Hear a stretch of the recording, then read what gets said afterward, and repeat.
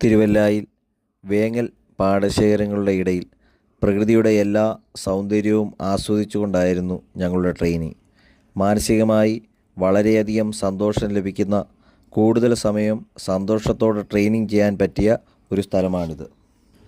ക്യോക്കുഷിൻ karate ലോകമെമ്പാടും വ്യാപിക്കുന്നതിന് വളരെ മുൻപ് തന്നെ സോസായി ഒയാമ തൻ്റെ തീവ്രമായ ശക്തി നിരന്തരമായ ട്രെയിനിങ്ങിലൂടെ പ്രകടമാക്കി പ്രശസ്തി നേടിയിരുന്നു.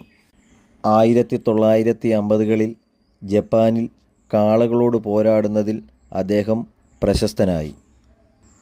വിനോദമെന്ന നിലയിലല്ല, മറിച്ച് കരാട്ടയെ അതിൻ്റെ പൂർണ്ണ പരിശീലനം നേടിയാൽ നമ്മുടെ ശക്തി എത്രമാത്രം വർദ്ധിപ്പിക്കാമെന്ന് അദ്ദേഹം തെളിയിക്കുകയുണ്ടായി.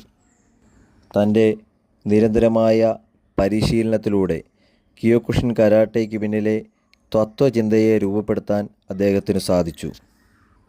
കാളകളുമായും മറ്റുമുള്ള ഏറ്റുമുട്ടലുകളിലൂടെ സാങ്കേതികത, കണ്ടീഷനിങ്, ആത്മാവ് എന്നിവ ഏറ്റവും കഠിനമായ യാഥാർത്ഥ്യത്തിനു കീഴിൽ പരീക്ഷിക്കപ്പെടണമെന്ന് അദ്ദേഹം ആഗ്രഹിച്ചു.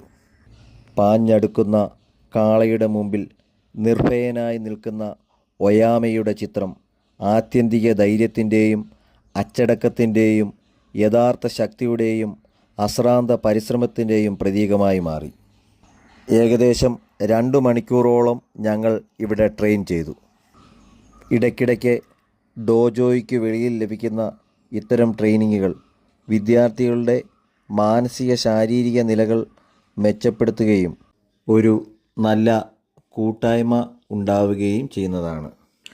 Thiruvalla Oyama martial arts academy ഇത്തരം ഔട്ട്ഡോർ ട്രെയിനിങ്ങുകൾ സംഘടിപ്പിക്കുന്നതിലൂടെ സമൂഹത്തിൽ ശക്തരും അച്ചടക്കവുമുള്ള ഒരു നല്ല തലമുറയെ വാർത്തെടുക്കുക എന്നുള്ള ലക്ഷ്യത്തോടു കൂടിയാണ്.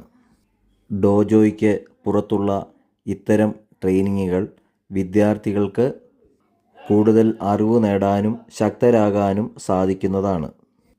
ഇത്തരം ട്രെയിനിങ്ങിലൂടെ ഒരു വിദ്യാർത്ഥിയുടെ ഇച്ഛാശക്തി വർദ്ധിക്കുന്നതും മനസ്സിനെ നിയന്ത്രിക്കാൻ സാധിക്കുന്നതുമാണ്.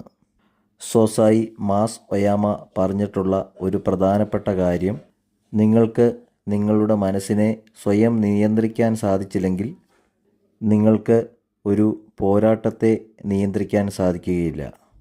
അതുകൊണ്ടാണ് ക്യോക്കുഷിൻ കരാട്ടയെ എല്ലായ്പ്പോഴും സ്വയം വൈദഗ്ധ്യത്തിൻ്റെയും ആജീവനാന്ത പാതയായും വിശേഷിക്കപ്പെട്ടിരിക്കുന്നത്. അതിനുള്ളിലെ പോരാട്ടം ഒരിക്കലും അവസാനിക്കുന്നില്ല.